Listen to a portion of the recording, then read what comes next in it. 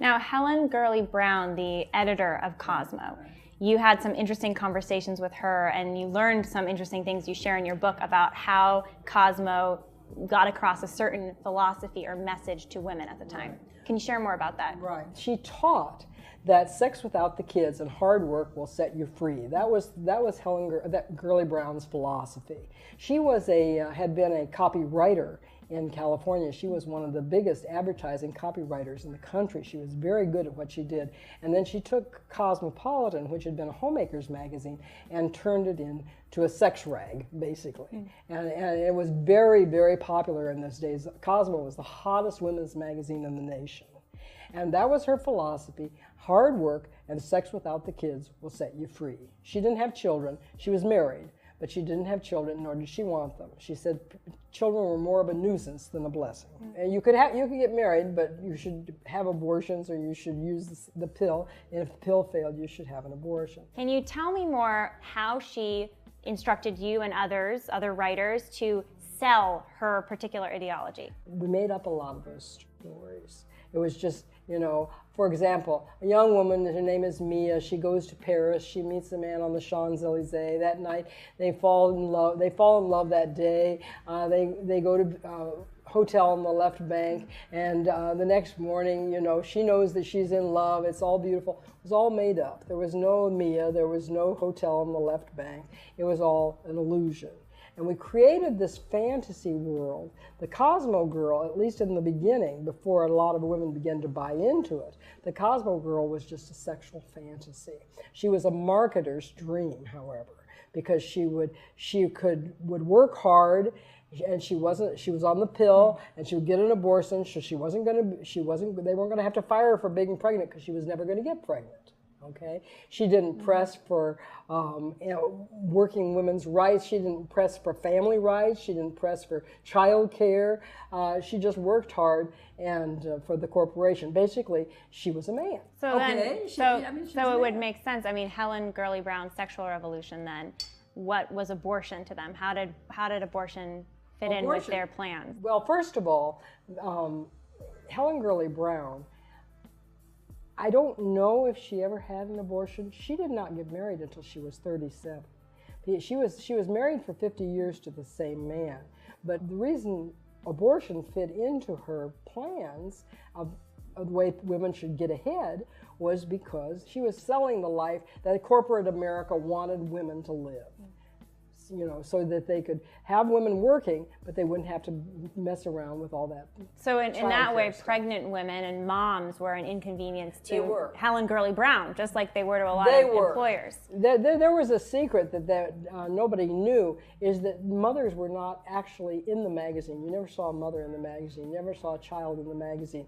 Propaganda is half-truth, selected truth, and truth out of context. It isn't just a bunch of lies.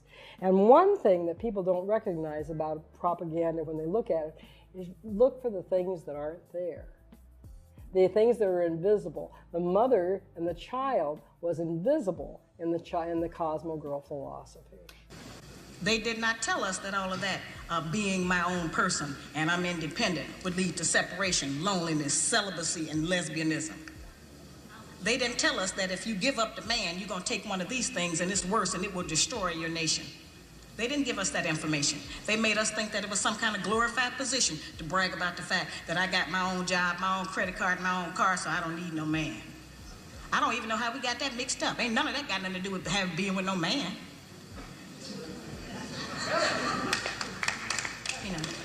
We have some serious relationship problems that nobody has been able to address us on because everybody wants to pretend that this is not going on. Over 60% of our women are single, widowed, separated, or divorced. They don't have a man. I just came out of Florida, and they got a housing complex that the Urban League built, which is a black organization that is for women and children only. They say they don't allow any men in there. I didn't have time to deal with it, but I talked about them real bad. That's the silliest program I've ever heard of. Them women that had men if they got a bunch of children. They need fathers. They need protection. We hear about the drug problem that we have in our projects across the country. It's one of the major places that we have a drug problem. You know, we talk about the great strength that we have as black women. Well, the welfare department don't rent government apartments to single black men. Those apartments belong to black women who are allowing this to go on in their home. We have not looked at what part of the responsibility do we share. Yes, black men sell a lot of drugs, and a lot of us black women get the money from them drugs and buy some of these fancy clothes we wear. Drive around in some of these fancy cars. He is not doing these things alone and without support from us, whether they are good or bad. See, we have a lot of power. We are very strong women. I'm saying that we're using our strength in the wrong direction. We're using it to tear our man down, tear our nation down, instead of building it up. The crisis in black male, black female relationships. Is it a false problem? Disenchantment with the institution of marriage, disharmony, disrespect, separation, divorce, single female-headed households, the norm, the absence of male models for developing black male children and youth, epidemic levels of teenage pregnancy, thousands of children abandoned to foster care and adoption, black male bisexuality and homosexuality, black female bisexuality and homosexuality, increasing numbers of black females with more education and income than their black male counterparts. Hardly any black persons knowing 5 happy black couples. Given these dynamics as ever-present realities in the black community, it would seem that there is a crisis of immense and serious proportions in the black male-female relationship in the final decades of the 20th century, and this was written in 1985. The crisis has far-reaching ramifications that touch every aspect of black life, extending into facets of the larger social order. During the past decade, this apparent problem has been seminared, dialogued, discussed, debated, probed, and shouted from every conceivable angle.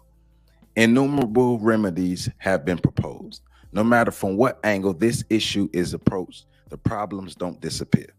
Instead, they seem to multiply, and the alienation between black male and black female just increases. If black male, black female alienation is not resolved, is there hope for a meaningful future for the black race?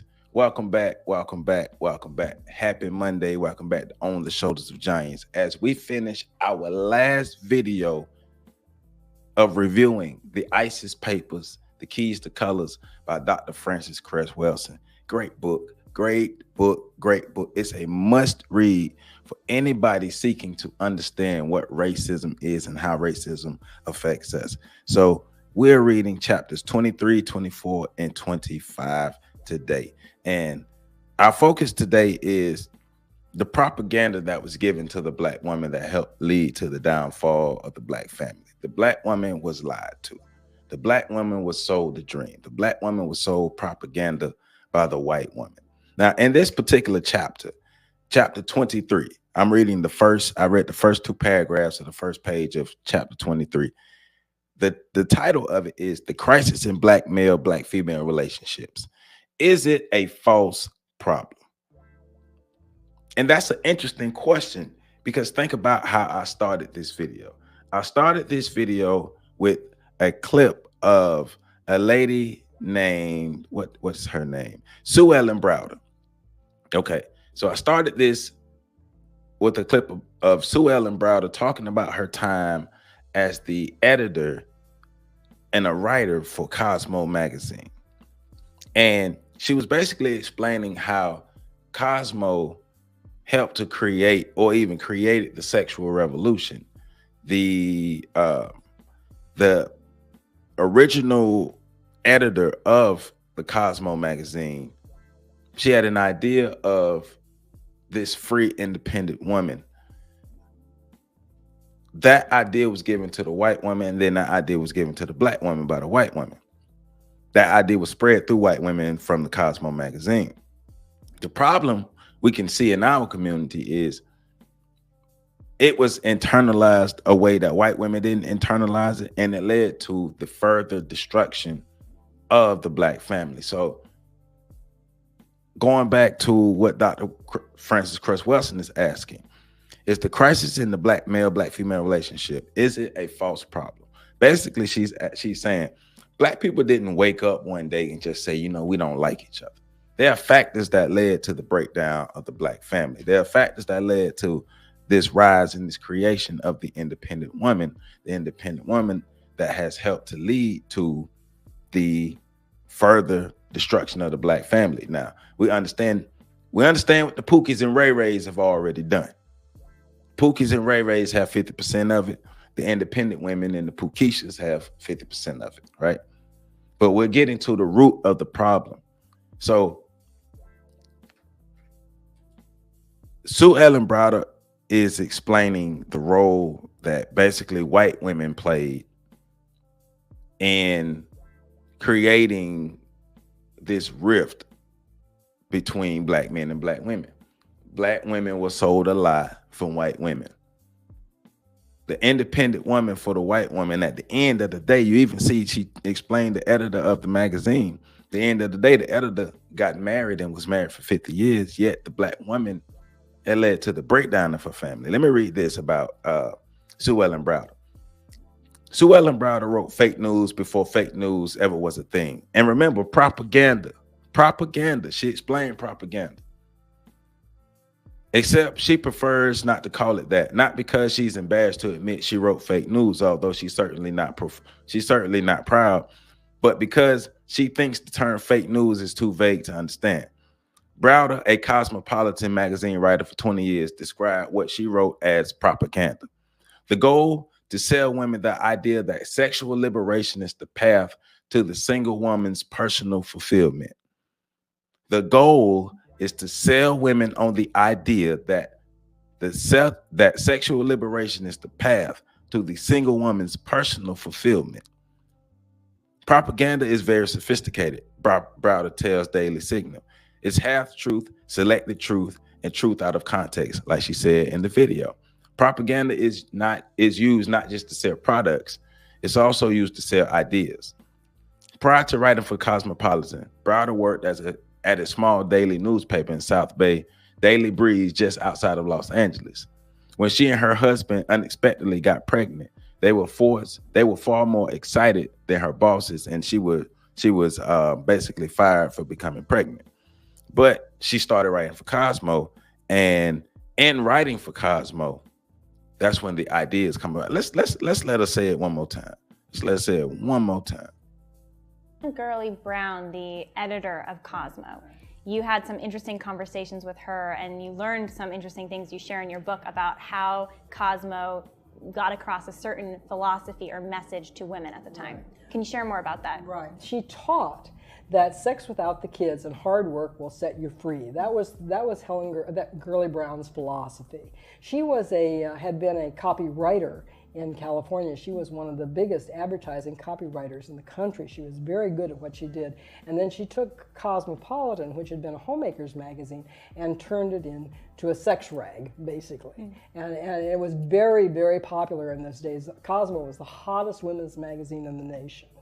And that was her philosophy. Hard work and sex without the kids will set you free. She didn't have children. She was married, but she didn't have children, nor did she want them. She said children were more of a nuisance than a blessing. And you could get married, but you should have abortions, or you should use the pill. And if the pill failed, you should have an abortion. Can you tell me more how she instructed you and other writers, to sell her particular ideology? We made up a lot of those stories.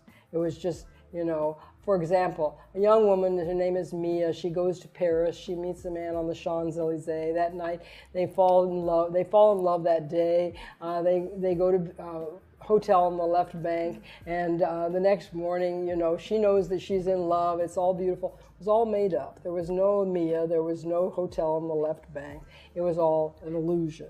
And we created this fantasy world. The Cosmo girl, at least in the beginning, before a lot of women began to buy into it, the Cosmo girl was just a sexual fantasy. She was a marketer's dream, however, because she would work hard, and she was on the pill, and she would get an abortion, so they weren't going to have to fire her for being pregnant, because she was never going to get pregnant. Okay, she didn't press for working women's rights. She didn't press for family rights. She didn't press for child care.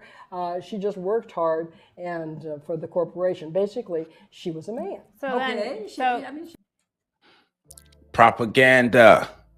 Propaganda is real. Helen Gurley Brown was the editor of the Cosmo magazine, pushing the ideas of the single, sexually liberated woman. The problem is the way it affected Black women is not the way it affected white women. So let's get further into the book. So Dr. Welsing also goes on to say, failure to analyze the white supremacy dynamic deeply is a tragedy because this dynamic is the fundamental cause of the failed relationships between Black males and Black females. It prevented marriages of Black males and Black females during American slavery, and it currently separates the Black male and Black female for 11 months out of each year in South Africa. This same white supremacy dynamic has kept Nelson and Winnie Mandela apart for 20 years. Because whites fear white genetic annihilation and because only males can initiate sexual intercourse forcefully, during slavery, Black males were oppressed more harshly than Black females. This pattern of greater pressure on the non-white male is historic and continues. This explains why Black males are victimized harshly by police brutality and arrest, and also illuminates why they are victimized most harshly by the educational system. Because of their extreme victimization in these two areas, Black males have the highest levels of unemployment and underemployment, the highest rates of prison incarceration, the highest incidence of school failure, the highest and school failures and dropout rates, the highest incidence of alcoholism, the highest rates of drug use and addiction, the highest homicide rates, the most rapidly increasing suicide rates, and the shortest lifespan. Also, the Black male most often finds himself outside of the Black family structure in the epidemic condition of homelessness. Propaganda by white women given to Black women helped lead to the breakdown of the family. Black women were sold a lie. The propaganda was strong. Hey, you don't need a man. You good without a man. Go out and just have a whole lot of sex. Look at what we got, the city girls and everything that we got today. Go out and have a whole lot of sex. You can be empowered through having a whole lot of sex with a whole lot of men. You can be empowered through that. Now, the white woman goes home to her husband after saying that.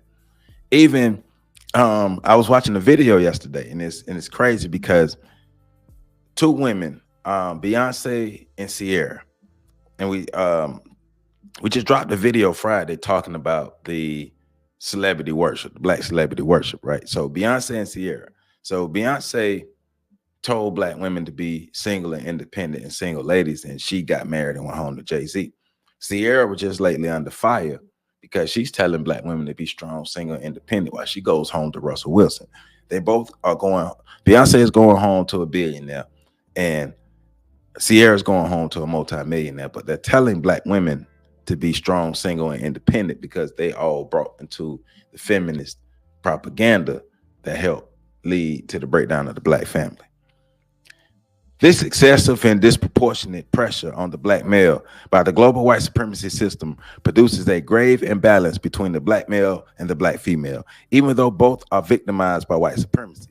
This imbalance has produced what some incorrectly call the Black matriarchy. However, this is not Black matriarchy, but white genetic survival necessity and its fear of the potential of genetic annihilation of the Black male that the Black male represents. This conscious and unconscious struggle for white genetic survival by the global white collective necessitates certain basic and specific relationship patterns between whites and Black males and whites and Black females in all areas of life activity. An appropriate analogy is found in the game of chess. The white king, the companion, the white queen, and all of the other white pieces on the chessboard must move in certain specific patterns against the Black king, the Black queen, and all of the other Black pieces if the white king is to checkmate the Black king. That is, of course, the main objective of the game of chess. And in the game of chess, white always makes the opening or the aggressive move or the first move. They will attack you first. They will come up on you, i.e. white people coming up on black people in Africa, all of the indigenous people, and aggressively imposing their way of life, their standards, their oppression, their slavery, right? The black king and the black queen must move in tactical and strategic harmony with one another if they are to counter the white assault successfully and defend their sides of the chessboard effectively. This harmony is particularly crucial if they are to checkmate the white king. If someone with no in-depth knowledge about the game of chess if someone with no in-depth knowledge about the game of chess sits down at the chessboard to play the black side of the board, while an expert in the game of chess sits down on the white side of the board, the white player on the black side, the player on the black side of the board surely will lose the game. He or she will be checkmated repeatedly. The player on the black side simply does not understand the game, right? If, however, the same person who repeatedly has lost all previous games takes upon himself or herself to sit down and master the game of chess, and then to master playing on the black side of the board, master playing on the black side of the board, through continuous hard work and study, he or she will have an excellent chance of being victorious. With consistent and continuous study, he/she can become an expert, establishing a pattern of continuous wins and successes. It is much easier for white supremacy to control female-headed households, wherein black females must confront a white male-dominant power system alone. Further, these female-headed survival units eventually produce more passive and effeminized male offspring or male offspring with dysfunctional behavior patterns, who in many cases eventually will be incarcerated as antisocials, continuing the necessary black male black female separations. So it is crucial for the white system, for white supremacy to continue to dominate. It's crucial for the black male and the black female to be in disharmony. It's crucial for the black family to always be broke down. It's the white system needs this black dysfunction. The white system needs black men not to like black women.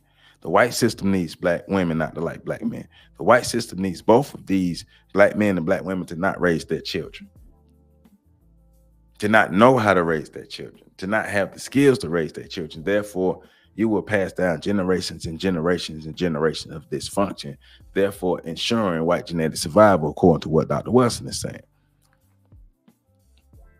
So she's also saying we're playing the game wrong.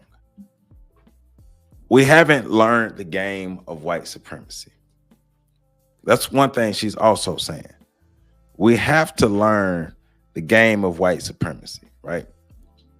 I've said it before and I'll say it again. This is my analogy for us not understanding white supremacy. My analogy for us not understanding white supremacy is we're at the chessboard. Black people are at the chessboard on the black side of the chessboard, but we're not playing chess. We have Uno cards in our hands, and our Uno cards are turned backwards, and we're wondering why they understand all of our moves. We wonder why we're not truly getting any real gains. We don't understand the game. We haven't taken the time to study the system. We've just reacted to what has continued to happen to us. There's no analyzation, just reaction.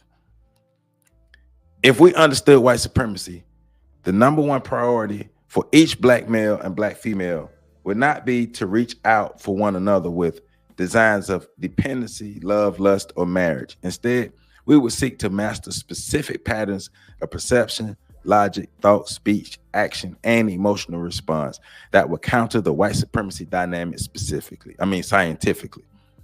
We would codify such behaviors and practice them day and night. We would become single-minded in our activity knowing that unless global and local white supremacy is attacked continuously and effectively, the black male, black female relationship has no chance of surviving. Once again, you have to understand what you're going up against. Properly analyzing scientific methods, gathering data, sitting down and really taking a scientific look at what has happened to us so we can come up with the proper strategies to help ourselves, to free ourselves, so we can have what we need to be self-sufficient and protect our own. When both black male and black females take up the struggle for justice against white supremacy, they are endowed with the strongest possible insurance that they will remain united. They are united in a common effort against injustice, and simultaneously, they express the strongest possible statement about respect and love for themselves as individuals. In doing this, the black male and black female are declaring that they have conferred upon themselves the highest possible value, which is essential if there's to be self and group defense. Like I say, we got to believe, we have to believe in each other. We have to know that we're the only ones that have our backs. We were both lied to. Black men were lied to. Black women were lied to. Black men, the treatment that black men got was different from the treatment that black women got. Black men got more harsh physical treatment. White women got more, I would say, more harsh psychological, emotional treatment. They both sides suffered it. I'm not in the argument of saying black men had it worse than black women or black women had it worse than black men, but we know in certain areas black men got specific treatment and certain areas black women got specific treatment. All right, now that we've got that out the way, we've all been messed up. What are we going to do about it? We have to fix this, and this is what Dr. Welsing is getting into. We didn't create this issue. This issue is the Hegelian dialectic. We create a problem and sell you the solution. Except in this, the solution that we sell you ain't really a solution, because what we're selling you not going to help you. All right? So white supremacy is the root of all this. Do we have some responsibility in this? Yes. But our biggest responsibility is to fix our issues. That's the biggest responsibility, is to fix the issue. White people deliberately broke us up. So we have to be deliberate about putting our family back together. Man, woman, and child should be our highest priority. The family, man, woman, and child must be our highest priority. That's how we build community.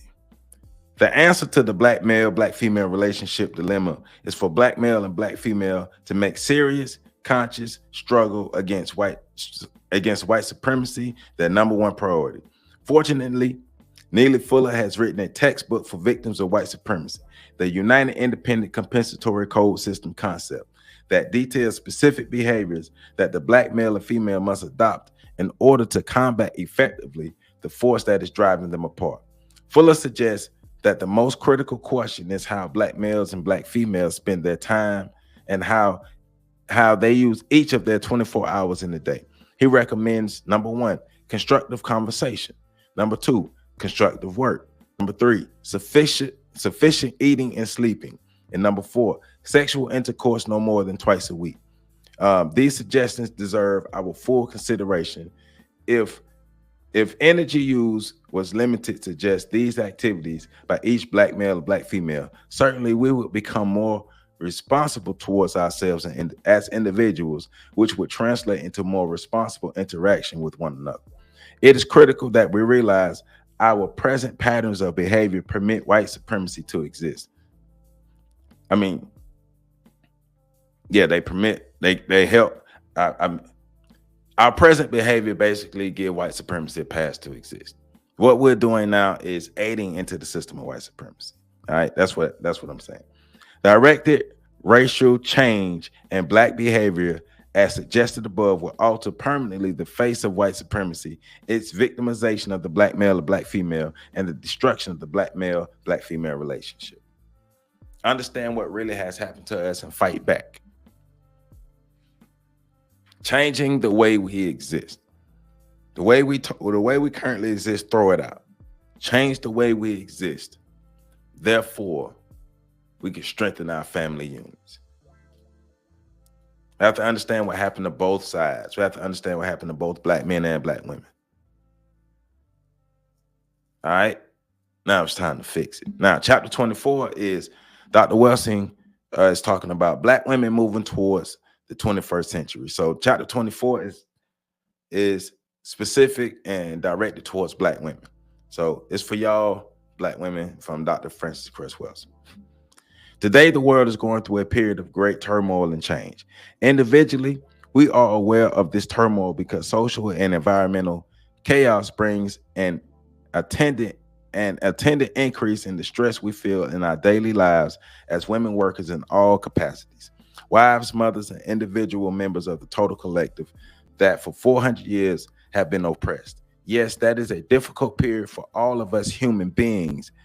And it would not be an exaggeration to say we are in a time not only of turmoil, but of crisis. During periods of crisis and stress, the easiest thing to do as an expression of our pain, despair, and hopelessness is to moan, groan, cry, or attempt to escape through alcohol, other drugs, fantasy, laughter, or just fun and games. However, another possible behavior response, which channels the body energy upward and onward as opposed to downward, is the use of the crisis as a stimulus for analysis, change, responsibility, growth, and great creativity. The word crisis evolves from the Greek word krisis, which means decision.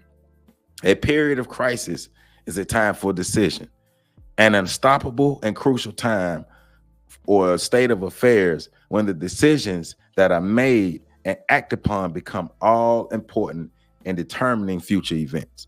Both men and women throughout the world have key roles to play in the resolution of this crisis. But my singular emphasis here is the role of black women. All right. Before specifically defining our present period of crisis and our response to it, we must contemplate our identity, the self-image that we carry in our brain computers. For all that we can imagine, doing all that we will do or fail to do as a result of this picture of self derived from our total experiences from birth onward. That picture becomes the basis for all of our behavior patterns. Unfortunately, a major pattern of these self-group images for all too many of us blacks consists of a brief and inaccurate history. Accordingly, this history began 400 years ago when we were brought to North America in the holds of slave ships by the very advanced quotations Europeans. It continues with the advancement that we have made since our emancipation in 1863 and becoming full-fledged Americans, full-fledged Americans. And finally, this history insists that many of us now are just like the whites. There's a proverb that states, the tree grows strong and tall only to the extent that its roots are deep and firmly planted in the soil. If black people at all are disappointed in our present level of achievement, it may be because our roots are not planted deeply enough in the past, resting upon such a shallow, inadequate, and faulty data input of only 400 years of history. All right. So understanding who we are and our place in history. Right. So this is a quote from Dr. John Henry Clark. It can be said with a strong degree of certainty that Africa has had 3 golden ages. The first 2 reached their climax, and they were in decline before Europe as a functioning entity in human society was born. So basically saying, emphasizing our understanding of us as original people. And what does that mean to us today? That we are the original people. We gave humanity everything that it needed to become what it is today. And even in humanity's evolving and its technological advancement, black people were at the forefront of that. Black people were at the root of that. Black people were at the core of that. The world would not be what it is today without black people, without the work, without the ingenuity, without the genius of black people. So she wants us to know where we came from. She wants us to know what our ancestors did, so we can use that energy and that momentum and apply that to ourselves today and be as great or even greater than our ancestors were. Now, our challenge is white supremacy, but we must overcome it because it is something that is destructive to us. And if we keep just trying to find a comfortable place within white supremacy, we will continue to be in decline. And soon we will not be relevant in America. If you think it's a game, play with it, because once again, we are at war in all areas of human activity. When you educate women, you educate a nation. The hand that rocks the cradle rules the nation and its destiny. With this wisdom of our Black ancestors in mind, let us examine the current world crisis and the role of Black women in its resolution. What is the nature of this crisis? Critical in the history of white supremacy was the decision not to control Black and other women of color, but to control the men of color. Men are the initiators of the act of reproduction. Ultimately, women are dependent upon their men for protection because of the greater physical strength of men compared to women. If one simply controls the men of a people, the women are controlled also. Thus, the white collective went about the business of systematically developing a plan and power mechanism worldwide to bring all of the world's men of color under their ultimate control. Once this was established, the men of color were informed overtly as well as subtly that if they ever should seek to alter the power relationship of white over non-white, they would have to fight and many would die. Thousands upon thousands of Black men in the U.S. were lynched and castrated and drive home the message that white men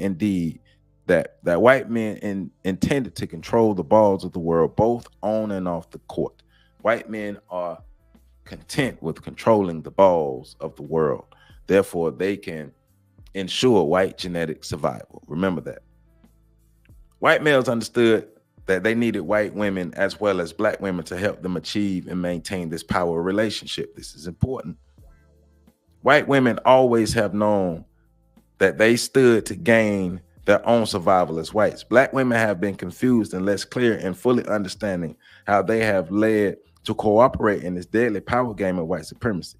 Further, Black women do not understand that they have nothing to gain and everything to lose if this deadly game continues. As long as Black women continue to buy into the propaganda of white women, we will continue to lose.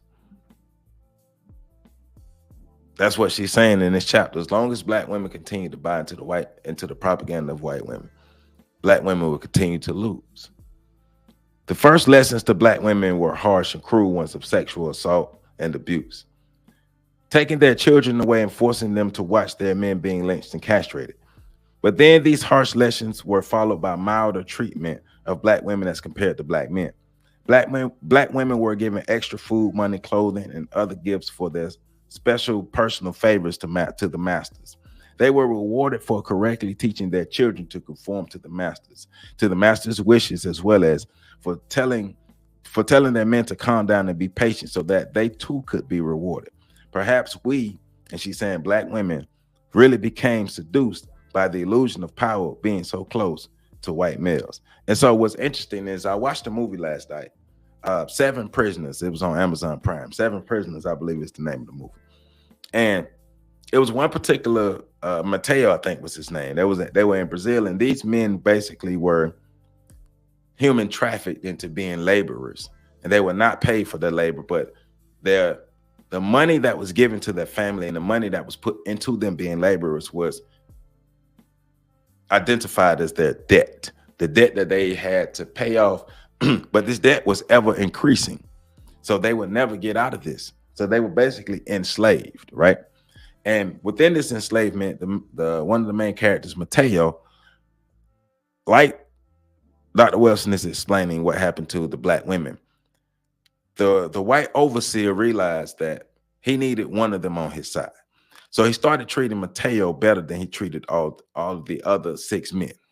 Mateo was still a slave. He was the head slave. He was the overseer of the rest of the slaves. He was treated better.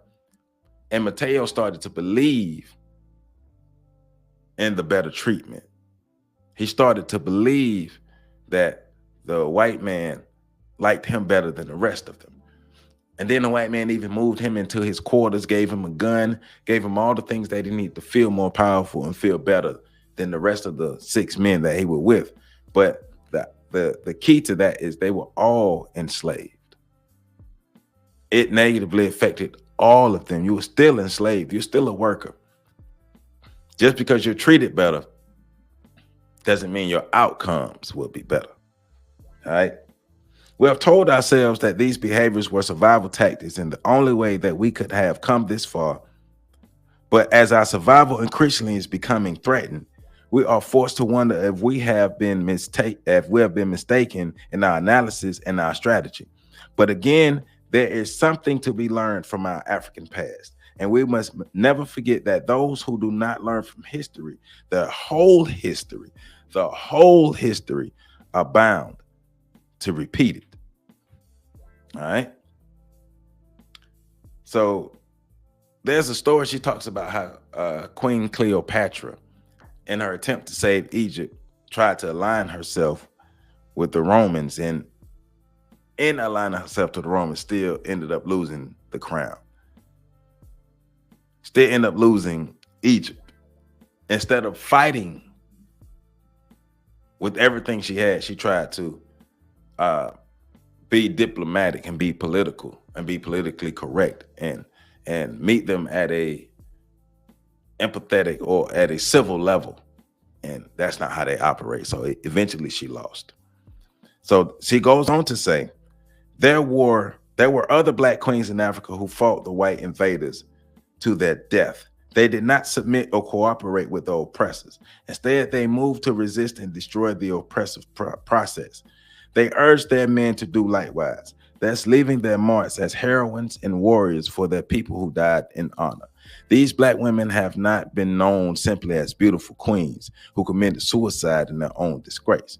Basically, because she talks about how Cleopatra committed suicide because she felt disgraced of how she lost her crown, because trying to cooperate with the Romans and still losing the crown. And so she had to commit suicide. But she's saying these other queens did not have to do that because they died with honor. If they died on the battlefield. They died fighting, not trying to cooperate. So she ends. So on the last page of the chapter, and page 290, within the first paragraph, she says, we must struggle as individuals to build this essential new black self-respect through following exercises. 1, we must stop gossiping about each other. She's talking about black women. 1, we must stop gossiping about each other. 2, we must stop name calling one another. 3, we must stop squabbling with one another. 4, we must stop contemplating and comparing ourselves with one another. 5, we must stop making babies of our sons and lovers and then calling them incompetent because incompetent behind their backs. 6, and instead of looking into the mirror each morning asking, mirror, mirror on the wall, am I the fairest of them all? We should begin to ask, mirror, mirror on the wall, am I fooling my black self at all? Because she's saying it's time to be real. It's time to be real. It's time to be real. Black women, you were lied to. You were lied to by white women. Just showed you the evidence. Just showed you the proof. So all these, even now today, you got Amber Rose with the slut walk and all these other things, and this new age 2020 in the 2020s, the sexual revolution. Black women, don't fall for it. You're further and further breaking up your family, falling for that. A lot of these white women who are telling you all to go out and just bust it wide open, they're going back home to their husbands. Some of these black women who telling you this, they're going back home to their husbands and their men. They're telling you to be single because it's popular, it's lucrative. It's lucrative. They make money off of telling black women to be single. While as a whole, the black community is suffering. because the idea of the strong, independent, single black woman who doesn't need a man, that idea was a false idea given to black women by white women who pose as their allies. So chapter 25, the last chapter of the book, is the white supremacy system, the white supremacy mindset, and the AIDS Holocaust. Overall, these last 3 chapters, she's getting at, let's look at the root cause of what's happening. Let's not just look at it from a surface level. What is the root cause of all of this that's going on? White genetic survival. White genetic survival is the root cause of everything that is happening. So let's talk about the HIV/AIDS epidemic and how it affected black people throughout the decades, right? Medicine, if it means anything at all, means to ascertain the fundamental causation of disease. Ultimately, the fundamental cause of a given disease determines what must be done about it. Otherwise, one is treating various symptoms of a disease. Sometimes a disease may be a symptom of something else. AIDS, acquired immunodeficiency syndrome, is recognized as a disease, but AIDS is also may be a symptom of yet another disease, which may be determined. Now, I like how she played that with a double entendre, because AIDS is the result of HIV, but it's also, she's getting at the result of white supremacy and the need for white genetic survival.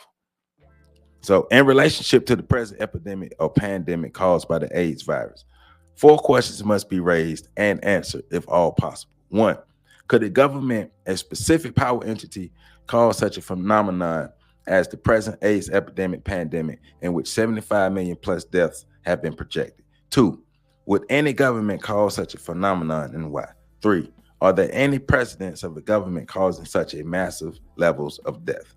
And 4, if indeed there is a precedent, what are the parallels between the precedent and the present AIDS phenomenon? So answer those questions. Can we answer those questions? So this is a statement from President Truman. Okay. In the words of President Truman, and because this goes back to her talking about, are there any presidents of a government causing such mass levels of deaths? Well, yes. Germany, Adolf, right? Hitler's persecution of the Jews did much to awaken Americans to the dangerous extremes to which prejudice can be carried if allowed to control government's actions. With uncommon perception, the president saw that the retention in mid-20th century of discriminatory behavior signified the maintenance of a springboard and the preservation of a target for destruction. Basically, white supremacists have the capacity to wipe out great numbers of people. And they will do it by any means necessary. And chemical and biological warfare have been used before to wipe out mass numbers of non-white people. So is it possible? So going back to the 4 questions, is it possible for a government? Is it possible? Could a government, a specific power entity, cause such a phenomenon as the present AIDS epidemic? Yes. Would any government cause such a phenomenon, and why? Yes, they would cause it. They would cause it, especially if they have a fear of genetic annihilation. They want to ensure that they survive. They want to ensure genetic survival. So a government, according to what Dr. Welsing is getting at, a government would cause such mass levels of death to ensure white genetic survival. 3, are there any precedents of a government causing such mass levels of death? Yes, we have the Ma'afa and we have the Holocaust.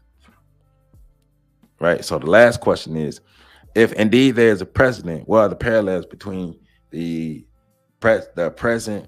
What are the parallels between the precedent and the present AIDS crisis? Basically, most of these and all of these affect non-white people in grave numbers. So we know through the Ma'afa or slave trade. So we're talking about the transatlantic slave trade, the Arab slave trade, and the Jew slave trade, as well as the Holocaust. Mass levels of non-white people were oppressed and eliminated. From the aforementioned information, I conclude the following. If you attempt to understand biological and chemical warfare without understanding white supremacy, you will only be confused. If you attempt to understand the killing of gypsies in Germany under the leadership of Adolf without understanding white supremacy, you will only be confused. If you attempt to understand the killing of the LGBTQ community in Germany under the leadership of Adolf without understanding white supremacy, you will only be confused. If you attempt to understand the Holocaust of Semites of the Jewish religion in Europe from 1933 to 1945, wherein 6 million Semites were slaughtered under conditions of mass deceit, with the awareness of other Western powers without understanding white supremacy or racism or anti-Semitism, you will only be bewildered and totally confused. Anyone who has not mastered the understanding of Germany under the leadership of Adolf and the Holocaust of Semites cannot possibly understand the AIDS Holocaust of 1980 through 1991, and even still going on to this day, wherein 50 million to 75 million, and we know it's greater than that now, deaths of Black people on the continent of Africa and elsewhere have been planned and projected. If you attempt to understand the AIDS Holocaust without understanding white supremacy, you will only be confused. You may be dead. You will not only be confused, you may be dead, basically. White genetic survival is the root of all of this. Chemical warfare. Because the thing about the HIV/AIDS virus is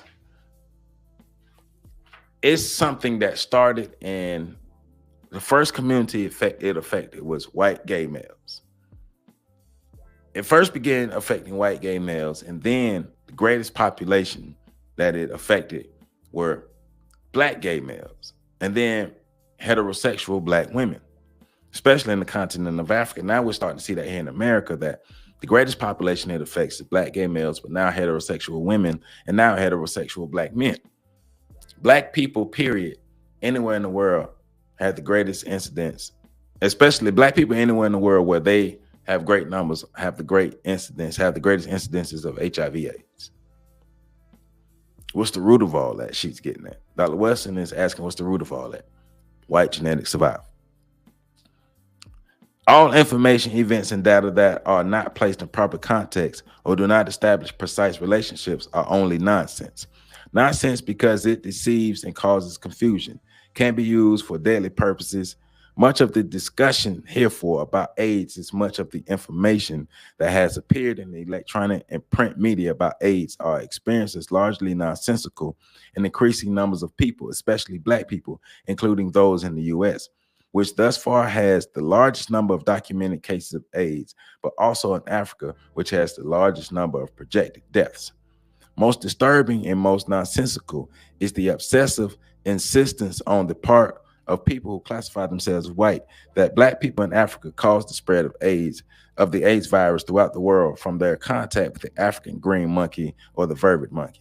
Yeah, and that's something that, question, especially during my work in HIV/AIDS prevention, that especially a lot of the children ask me all the time about the origin of the virus. And I don't have any hard evidence to say, I haven't found any hard evidence to say that Africans have come in contact with the vervet monkey. I don't have any hard evidence to say that the government did it. Now, my spider senses are telling me that it was something that my spider senses are basically telling me it didn't come from the monkeys, basically. So, and I've asked myself these questions that Dr. Welsing is asking. I ask myself these questions a lot working in HIV/AIDS prevention. Was this created for population control? Was this created to keep Black people in check? Now, with further understanding and reading the ISIS paper, was this created for white genetic survival overall? Which, i.e., goes into population control.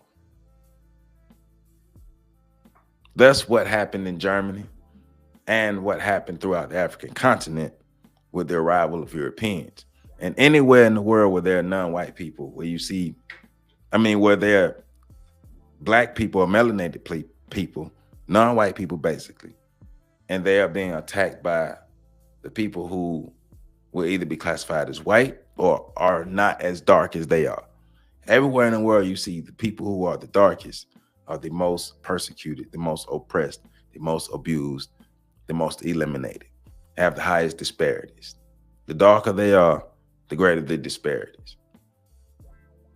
And Dr. Welsing is basically getting at that on top of the AIDS epidemic is that it's all about survival. It's all about white fear. It's all about white fear. Over and over again, excuse me, all right. Over and over again, the name African green monkey shows up. This is not a monkey biting Africans and causing disease, but a weapon of biological warfare developed in laboratories by people who classify themselves as white. This charge, however, is denied and blamed as projection on the African black people. Adolf propagated his big lie against the Semites of the Jewish religion, which became his pretext for the planned slaughter of 11 million. He actually succeeded in slaughtering 6 million, all in the name of white supremacy for the express purpose of white genetic survival. In the late 1980s, there has been grave concerns throughout the world that the white birth rate is declining as the birth rate of all non-white people continue to increase. It is at this time that we witness the sudden appearance of AIDS, primarily affecting black people in Africa and Haiti. As truth always surfaces in time, we will know the full details of the massive deception of the AIDS Holocaust when the current big lie is unveiled. One big theme throughout this whole video, no matter the chapter, 23, 24, 25, is propaganda. The propaganda that was given, the propaganda that is given, and the propaganda that will continue to be given, whether it's convincing black women to be independent women, that they don't need their men to survive, while white women know and run to their women for survival, run to their men for survival, or the propaganda given about the AIDS virus that's given to black people about the AIDS virus. Hey, you guys created this. That's why it's affecting you the most, because you guys created this. Like I said, I don't have any hard evidence. I do have my suspicions. I don't believe the vervet monkey theory. I don't believe that. I used to carry around documents in the briefcase that I had that stated that, stated biological warfare by the government. I used to have that. Once again, it's not hard evidence, but it's something I used to have. But I do agree with Dr. Welsing. Overall, great book. If you don't have your copy of the ISIS paper, go get your copy of the ISIS papers, The Keys to Colors by Dr. Francis Cress Welsing. Great book. It's a must-have. It's a must-have in your collection. We're nation builders. Shout out to the builders of tomorrow. We're nation builders. If you consider yourself a nation builder, if you consider yourself pro-black, if you consider yourself down for black people, before you do anything in trying to help black people move forward in anything, before you call yourself trying to understand or be whatever, trying to evolve in any way, you need to read this book, and you need to read Neely Fuller too. Matter of fact, I think the compensatory code may be most fitting for me to read next. What do you guys think? Of course, I'm gonna put the choices up, but I think the compensatory code will be fitting to read next after reading the ISIS papers, because it will give us further context and further foundation and understanding anything we need to understand before we move further in any of these readings, before we move further, so we make sure we understand what racism is, how it works, how it's used, and everything about it, so we won't have any confusion moving forward. Because the object is to make sure that we can build and be self-sufficient and have what we need and thoroughly protect it and remove ourselves from under the thumb of white supremacy, especially the dependency upon white supremacy. That's our biggest concern. Removing ourselves from the dependency of white supremacy, so we are self-sufficient and self-dependent, doing what we need to do for ourselves. Our ancestors were able to do it in harsher conditions. We can do it now. Let's create for ourselves. Let's free our minds so we can free our souls and our bodies and live self-sufficient and live free and be true builders of tomorrow. Shout out to my audience, the builders of tomorrow. Let's be nation builders. Let's love ourselves. We're done with the ISIS papers. We're going to see what we read next. I'm suggesting the compensatory code by Neely Fuller, but of course, check the community tab. I will put the choices in the community tab. Love you all. Make sure y'all catch this next video. Like this video too. Like this video and share all that. Like, comment, subscribe, all that. I love you all. Love you all. Love you all. See y'all next time. Catch the next video.